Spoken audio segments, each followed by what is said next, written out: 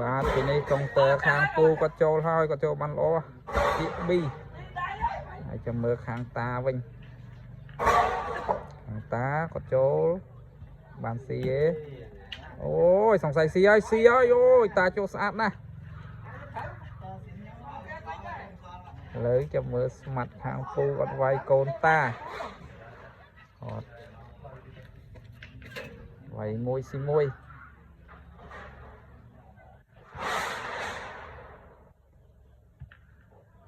អត់ទេអត់ត្រូវទេ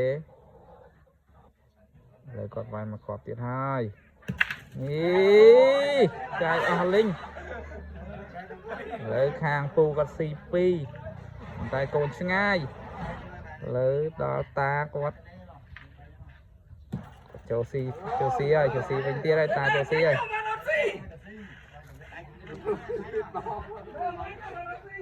បន្ទុកគាត់10ស្មើលើខាងពូគាត់ចូលបានស៊ីអូយបានស៊ីស្អាតរបស់គាត់ដូចដំបូងឥឡូវស្មាត់ពូគាត់ស្មាត់ខាងតាវាយហើយមួយស៊ីមួយ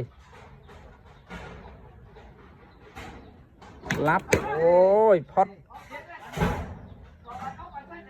ហើយគាត់វាយមកគ្រាប់ទៀតហើយ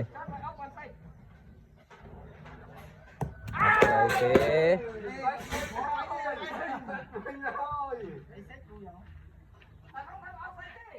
លើពុកមាត់ទៀតគាត់វាយនេះស៊ី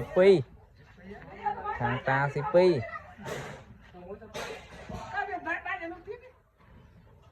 តាគាត់ស៊ី2ហើយអូឥឡូវខាងពូគាត់ចូលបានស៊ីហើយគាត់វាយខប់ទៀតត្រូវដែរមកទៀតនេះស៊ី3ចុងក្រោយគេខាងពូនៅមកគ្រាប់នឹងគ្រាប់គាត់ចូលបានស៊ីហើយខ្លួនអត់ស៊ីទេស៊ីបាន2អត់តាន់សេចទេស៊ីបាន2អូសេចហើយស៊ី3ហើយសេចហើយអ្នកវោហើយមើលក្លាប់តែមិនបាច់អាកនេះទេសេចហើយស៊ី3